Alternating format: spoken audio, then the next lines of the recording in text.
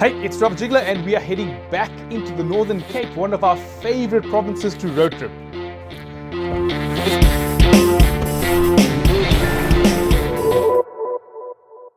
Hey, it's Robert Ziegler, day one of our Northern Cape Epic, and we're just leaving Johannesburg. It's a cloudy, rainy afternoon and we're looking forward to a great trip.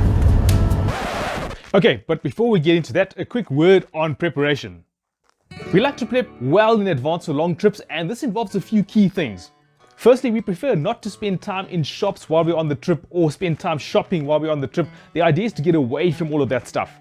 So we buy and freeze as much meat as is sensible in meal-sized packs. We also make biltong so that we have lots of stocks in hand, and if you want to learn more about that, then check out my video on how to make biltong. The Northern Cape is far from everywhere, especially if you're coming from Johannesburg or as far as KZN, for example.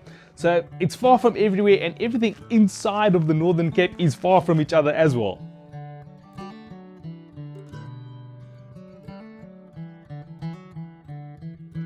Now, we prefer not to drive in the dark, so we normally break the first leg of our trip up by a one-night stay over somewhere along the route. So we stop over at a spot on the Vaal River, which is great because we also then have the opportunity to do some fishing in the morning, which is a nice bonus to have. Our first destination is Witstrand Kalahari Nature Reserve. We generally prefer to take the road less traveled and to make every aspect of the journey something interesting in its own right. So instead of taking the conventional route, we are heading out through Postmasburg and then over Bergmanaspaad Pass, which is a pretty interesting road to take. This is quite a bumpy road though. It is apparently under construction, so hopefully this is a temporary situation. Dropping the tire pressure does help with improving traction as well as comfort, and so I generally like to drop the tire pressure down to about 1.8 bars when I'm traveling on a dirt road like this. So on the way to Witstrand, one interesting way to get there is to go via Bergmanaspaad Pass. Now, word of warning, the road from Postmasburg to the pass is all gravel and it is not very level. It's quite rough going, so you need a bit of patience, I think, and you also need a vehicle that can do this. But obviously you need a 4x4 or a four-wheel drive to get through the pass itself, so you would have to have one in any case. But the gravel road to the pass is not great. It's quite uncomfortable, it's not level, it's relatively corrugated but not so much. It's more that the road's quite undulating and bumpy. The steepest part of the pass though is concreted, so that does make the going much easier. You do need to drive slowly over the eroded sections, but it is quite a scenic drive, so it's pretty cool to just lay back, take it easy and enjoy the views. Getting out the pass, it's back onto a not so great dirt road and there's absolutely no cell phone signal here. That doesn't really matter though. Of course, Google Maps you can download, but it's not very accurate here, but it's pretty simple to find your way. There really is only one road. We basically arrive at Witstrand just as the offices are about to close. And this is kind of one of the risks of taking the path that's less traveled, because it's really difficult sometimes to predict how long it's going to take you to travel that distance. Our batteries have been giving us a bit of trouble, so I head straight through to the campsite to set up. And once the campsite's set up, that feeling of being on holiday really starts to set in for the first time. Witstrand is a great place to really start your holiday and get into the holiday mood. It's summer and the skies are clear, temperatures are in the upper 30s, and this is starting to feel like the Northern Cape should. There are a number of hikes and activities to do at Witstrand Kalahari, and hiking up on Brilsand is especially cool, so just getting up those dunes, it's quite a bit of effort, but it's definitely well worth it.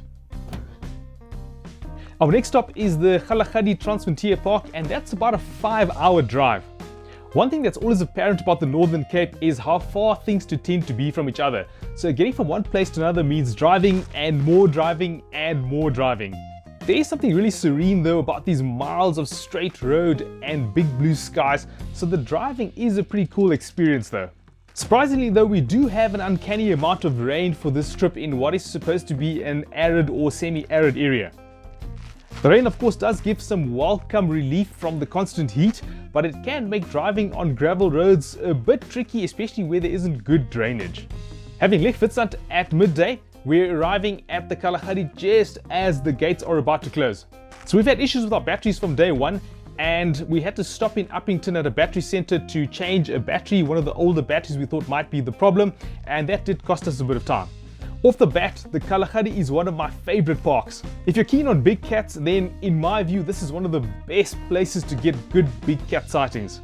The Kalahari is pretty arid, so spotting wildlife is quite a lot easier than other parks because it doesn't have dense vegetation. Our first encounter with the pride of lions is in the heat of midday. Now, you normally wouldn't get this in other parks because the lions would be lying in the shade and hidden in the grass. The really high daytime temperatures as well mean that the lions tend to stay in one shaded area for fairly long periods of time. Another quick tip is that the lions tend to follow the big herds. So we tend to then follow the big herds or look for the big herds with the hope of spotting a lion or a pride of lions. Of course, this is great cheetah territory as well. These flat open plains make for good spots for high-speed chases, and there's a lot of springbuck, which are the cheetah's favorite food. For most of the hot day though, these guys are relaxing in the shade, and so they're also quite easy to spot. We don't have a lot of luck with leopards in the Kalahari, and in this case just a single leopard up in a tree off in the distance. The smaller cats of course are likely to be seen at night along with other predators like hyena and jackal and Cape fox. So one of the cool features of the Kalahari, or rather the accommodation sites in the Kalahari, is that they have hides. So you can go out there at night and get some really nice game viewing and just chill and relax and wait for the predators and the game to come to you at the watering holes. So we get some really nice sightings at the hides after dark. Another aspect of the Kalahari that I like is the abundance of raptors. In fact, the birding is pretty good in general, but it's especially good for raptors. We find that the area just north of Northorp is particularly productive for raptors, but there is good generally throughout the park. You don't need a 4x4 to traverse the Kalahari Park on the South African side. There are some routes that are strictly 4x4, but other than that, you just generally need a car with sensible clearance. A quick tip, I hate getting up early in the morning, but at the Kalahari it can be particularly productive if you get up early in the morning and get out, because then you can spot some of the more nocturnal creatures like the Cape foxes and owls and that sort of thing. So it does pay to get up early, but daytime viewing is pretty good as well. The Kalahari is certainly one of the gems of the Northern Cape, and we're really glad to have come here again. I would definitely recommend this as one of my favorite spots to visit in the Northern Cape. If you have a golden oldie vehicle like mine, then you're probably going to have a bit of car trouble from time to time, just a couple of niggles, and that's really just part of the fun of the experience. So first day in the Kalahari, and we noticed driving there that the primary battery on the car is charging, but the secondary battery, this vehicle has two batteries in the engine bay, the second battery was not recharging, and also the deep cycle battery was not recharging. Spent quite a bit of time at the Kalahari tracing wiring and trying to sort this out without coming right. As it turns out, when we get to Upington and we speak to the auto electrician, the secondary battery was not charging because of a loose connection. A couple of important points here. The first is that distances in the Northern Cape are significant. So getting from the Kalahari to Upington is 250 kilometers. And driving back from Upington to the Kalahari is 250 kilometers. That's a 500 kilometer drive if you have any problem of significance. So take note of that and just bear that in mind.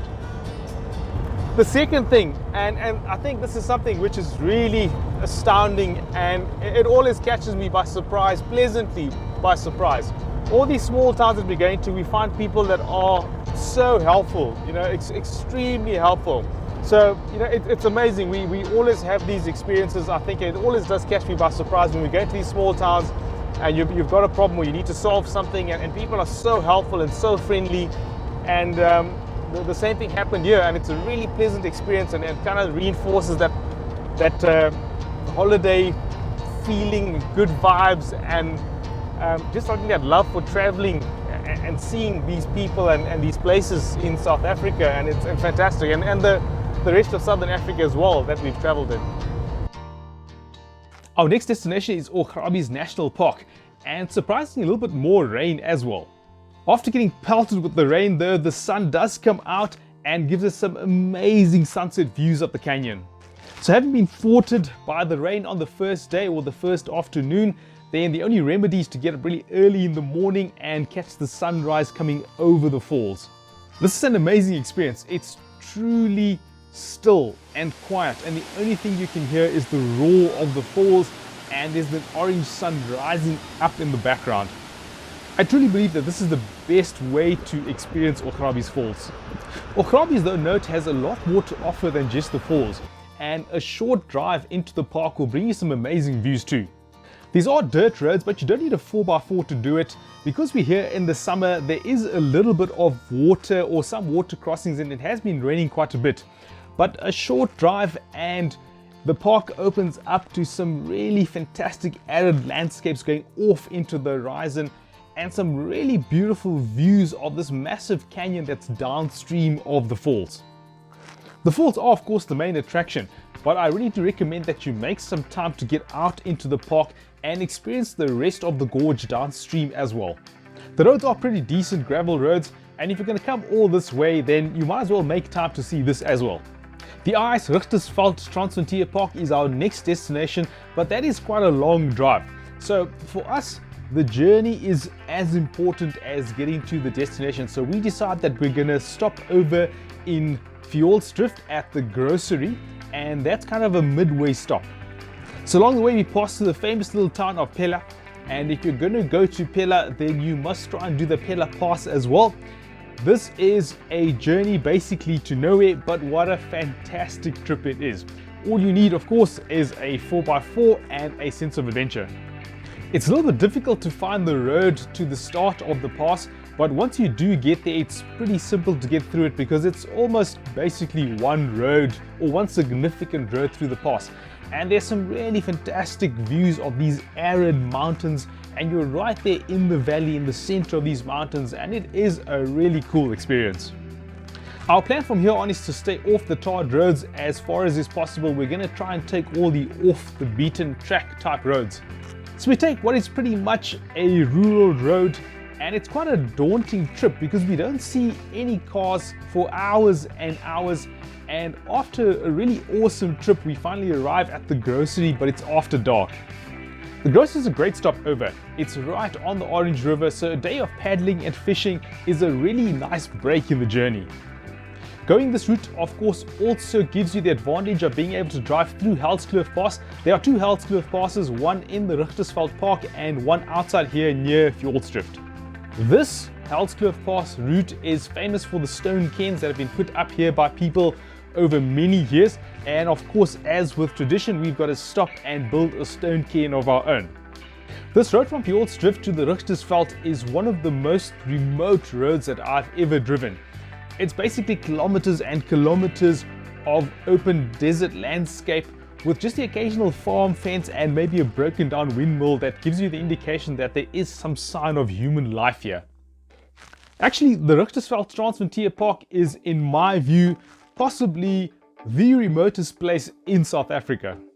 It's quite far removed from everywhere of urban significance. The park is mostly absolutely dry, desolate, and wonderfully silent. Camping the Richtersveld is pretty awesome. If you want to spend days away from people, away from noise, away from traffic, then this is possibly one of the best places to do that. Although it's very dry here, the Orange River, which is a significant river, runs through the park. And so it's one long oasis or one long green oasis through the park, and it is quite a stark contrast to the desert conditions that surround it. You can camp on the riverside as well. We camped at the Richtersberg campsite, so check out my episode on that. We also camped at Kokerboom, so if you're more into the desert camping or you're more interested in that, then have a look at my episode on that as well. In fact, basically there are separate episodes on all of the campsites through this journey. An important thing to note about the Richtersveld Park is that there are no services with the exception of the little town of Sendlingsdrift. So it's a good idea to have all your supplies with you and also to get a bit of extra fuel if you can when you're in Sendlingsdrift or on your way to the park. There are a number of passes in the Richtersveld Park. I do recommend that you have a four-wheel drive to do these. You can do some of these passes in a two-wheel drive. If you do, there is the danger that you start to damage the roads with wheel spin, and if you are forced to use momentum, then you can damage your vehicle too. There are several instances where driving the passes in low range is advisable and in four-wheel drive is necessary. Unless of course you have an all-wheel drive, for example, that has automated traction control for these types of conditions. And of course it also helps to at least have a center diff lock. So it's really cool to put the Land Cruiser through its paces here, and some of the views once you're over those passes are spectacular as well. The Richtersveld is amazing in this aspect. There really isn't very much else that's quite like this in South Africa. So from the Richtersveld, we are heading out to Namakwa and to the coastal section of Namakwa National Park to be specific. After days of dust and hot temperatures, this is a dramatic change. It's now cool ocean breezes and endless white beaches. This is a completely different environment, but it is also really remote and tranquil in its own way. From rocky roads and steep inclines, it's now relatively flat roads with deep sand, which brings a very different driving challenge. So here you must have a 4x4 to navigate these deep sandy sections along the coastal road. And it's also advisable to have the right tires too, so that you can let your tire pressure down quite significantly to get a nice big footprint for better traction and to float over that soft sand. The cool thing about camping in the coastal section is that you have views of the ocean and walks on the beach literally on your doorstep. The coastal section is really about the beach vibes. There is a little bit of wildlife and you can do some birding as well, but the primary attraction here is the Atlantic seaboard and the sunsets over the ocean horizon, as well as those beach walks on these long, desolate beaches where you don't come across a lot of people, if any people at all. Note that the wind can be pretty cold here at night, so a campfire is essential to stay warm, and of course it really adds to the camping vibes. Along with doing thousands of kilometers on dirt roads is the risk of getting punctures, and we have our fair share of these. But of course, if you're properly prepared and you're well equipped, then you will get through most of these situations without any issues. From Namakwa, it's on to Tankwa Karura National Park.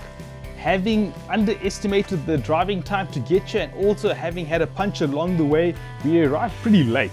We've been to Tankwa a couple of years ago in our Nissan Lavina, which is pretty much a city car. That experience was a bit of a challenge and we didn't get to see much of the park, so it's really great to be back here this time with the 4x4. After all the arid areas we've driven, it's nice to see a bit of big wildlife again. The wildlife is still quite scarce though, but the mountains and valley views of the Tankwa Karura more than make up for what it lacks in wildlife. Besides the large wildlife though, there is quite an abundance of reptiles and the smaller creatures are quite interesting to see too. Of course, if you're lucky to spot a snake, then that's pretty cool. Camping in Landkloof, we're caught again in the midst of a sudden downpour. It's actually quite surprising how wet this road trip has been for what is a very arid region of the country. All the same, it is relief from the heat and it is life-giving to this environment. Some of the best views you'll have in the Tankwa Karura are on Gannega Pass, so we decided to drive up this way.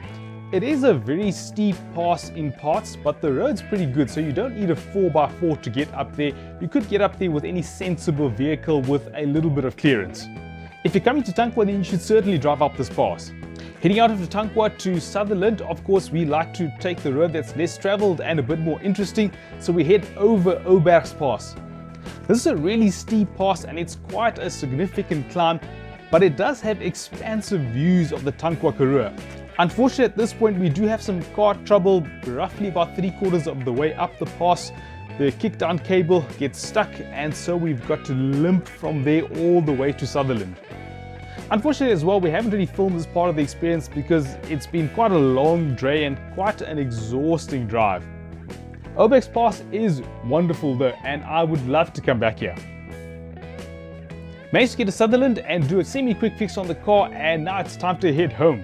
This has been an incredible trip through the Northern Cape, and the journey home is quite a long one, but for us it's about the journey more than the destination, so we still want to make this a bit of a road trip on the way home. Maatjiesfontein is a small little former town. It's now a tourist attraction, so we stopped there to check out the museums and have a cup of coffee before getting on again. To break the long road home to Joburg into 2 days, we stop over at Unibos, which is an amazing, a really cool Airbnb spot, and I'll do a separate episode on that. It's really cool, you should check this out. And in the morning, it's off on the last leg to Joburg, which is still quite a significant journey, but with a couple of stops on the side of the road and preparing some lunch as well on the side of the road, it is quite bearable and quite interesting as well. We arrived well after sunset to the bright lights of the city, and it's quite a paradox to what we've experienced over this road trip. It's great to be home again. It's been an awesome trip. It's also really special to see familiar faces and familiar places and just to be back home. So I hope you really enjoyed this episode. It's always great to share this with you. Check out my episodes on the various campsites that we've stayed at. I'll leave links in the description below. Also leave a comment or questions. It's always good to have feedback from you guys and to hear of your experiences, and maybe I can answer some of your questions as well. Hit the like button if you enjoyed this episode. Also subscribe if you haven't subscribed. For those of you that have, thanks so much for the support. So until the next episode, thanks for watching. Go everywhere, see everything. Have a great time.